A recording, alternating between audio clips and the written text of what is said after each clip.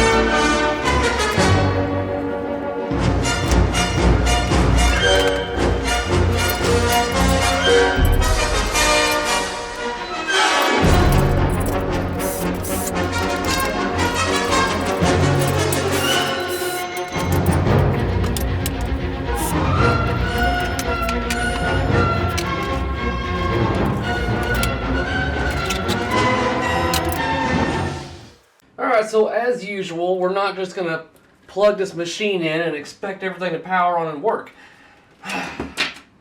Once again, I purchased a machine without testing it out. So, let's see what we got. Alright, I can already tell you that obviously whenever I purchased this machine, I did give everything a look over. So these boards are actually in very good condition.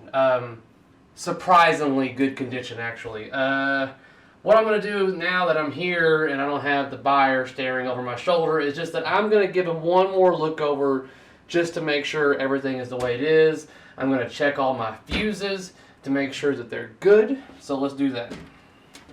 Wow. This power supply is probably one of the best looking original Data East power supplies that I have seen that's come out of a storage building. There's not even like any kind of burn marks or browning on the GI connections. The GI connection right here is white. There's no burning on it. Right here on my 15 pin or my 12 pin connection, no browning on any pins.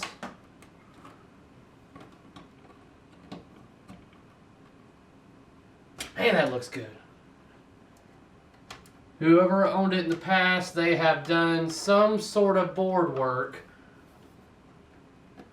They've only got 2 screws holding this MPU in. One right here, one right here.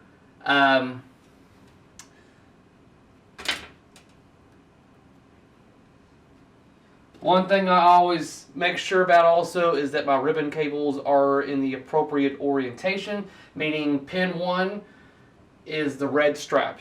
So red strap is going to pin 1 or it needs to go over here.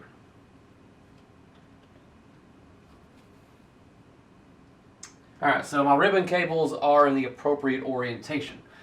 So besides the fact that this MPU is kind of floating, kind of spreading my special solenoids transistors out right here.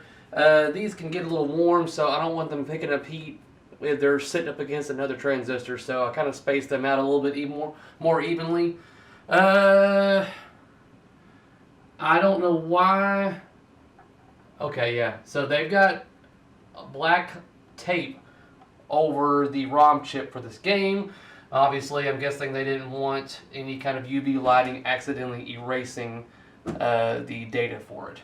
The only thing that I was told upon purchasing this is that there was possible logic issues. So he was saying that, whenever he would fire a flipper, other coils would be launching off as well. So we don't know what all is going to be happening there. So all we can do is just work our way that direction. So as of right now, power supply looks good, MPU looks good, although it is floating. I want to get that more grounded.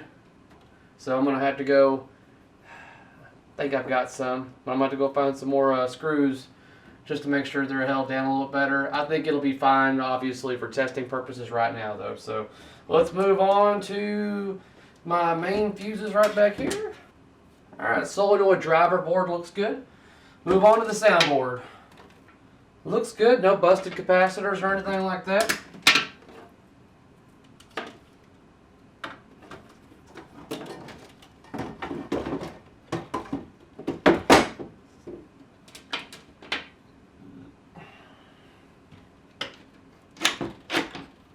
Alright, in the back box looks good.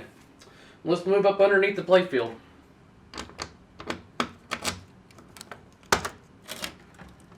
Something a lot of people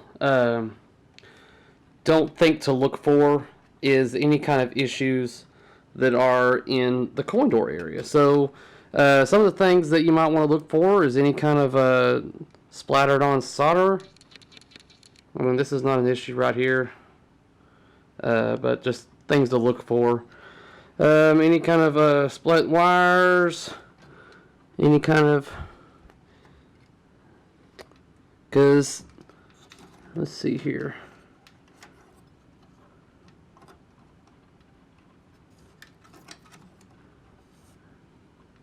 Alright, so this looks pretty good. Coin mechs look like they function really good. So let's get this, let's pop the hood on this sucker. Alright, so here we have the playfield. Let me give you a look over on this. This is the condition. I have not wiped this thing down or anything.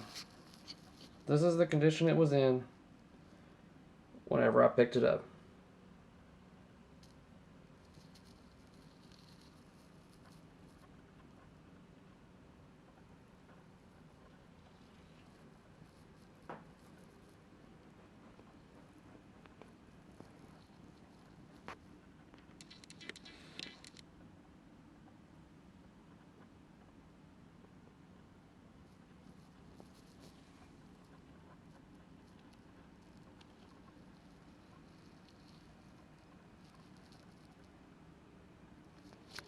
So, the only thing that I can see, and you might be able to pick this up on the camera, is that I feel like this thing, if I want it to not start flaking, this thing needs to be cleared.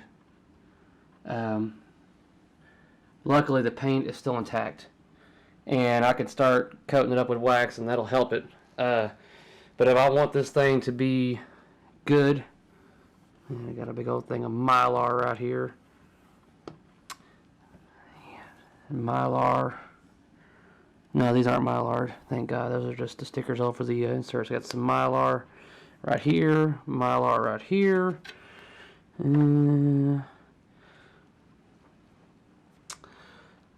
But everything else. Let me get back over here inside here. Looks pretty damn clean. It looks a hell of a lot better than I was expecting when I got there and picked it up, dude. So, let's pop the hood. Alright, hood has been lifted.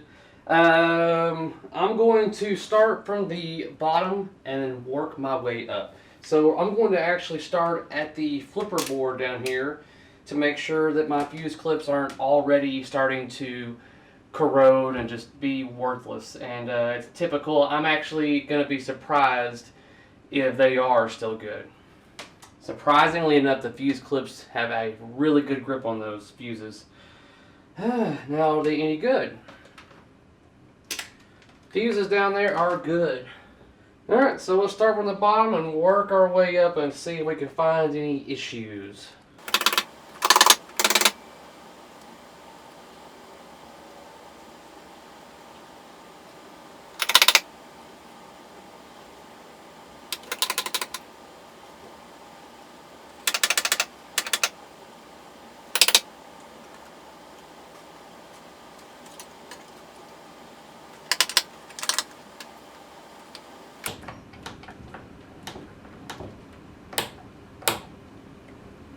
Alright, so one thing that I've noticed, and so far it's the only obvious issue that I've got, is my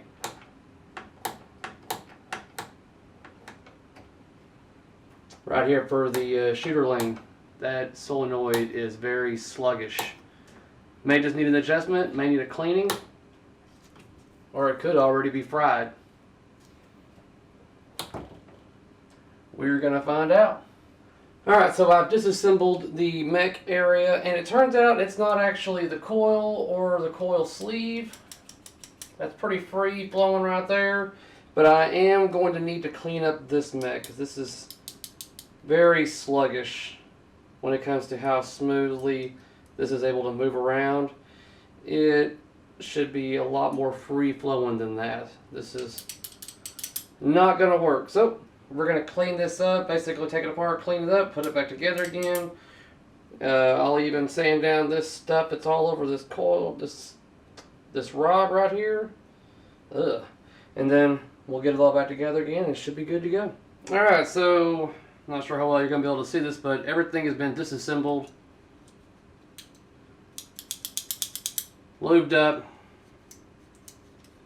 and should be nice and smooth now. So let's get this sucker back on here.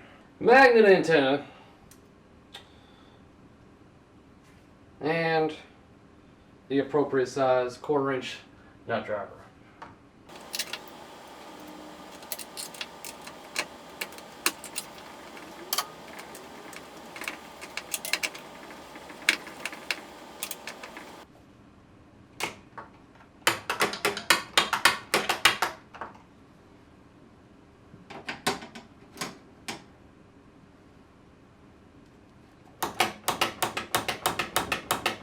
Oh yeah, that's a lot smoother and reactive like it needs to be. Oh yeah, sexiness. Alright, I think we're ready for a smoke test, ladies and gentlemen. Alright, we're going to keep it upright. I'm going to open the coin door and let's plug it in. Alright, let's plug her in. I typically like to plug it in with the extension cord right here. That way, in case anything does anything strange, I can immediately unplug it.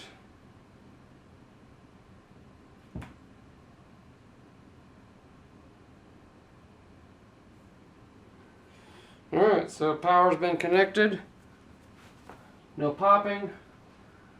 No smoke. And here we go.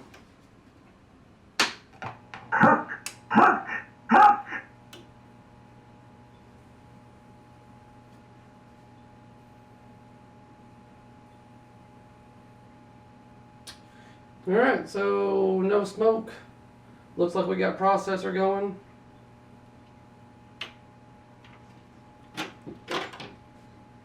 See what happens when we close the coin door.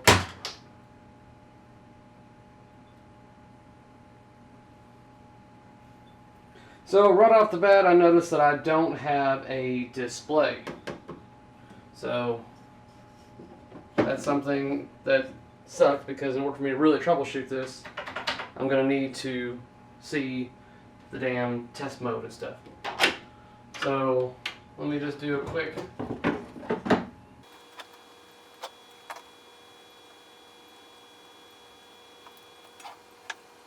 Alright, time to check my voltages. Yeah, got my high voltage, got my 5 and my 12. Screw it, let's see if the game plays.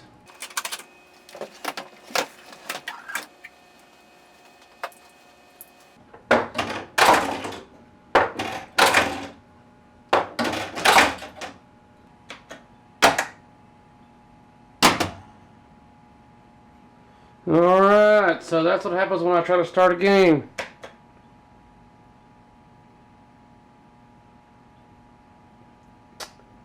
A whole bunch of nothing.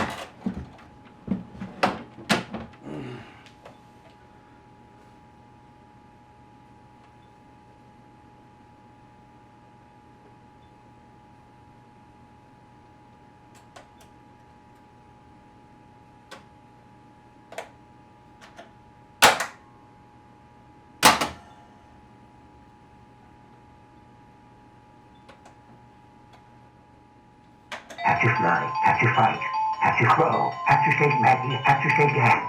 Hockey.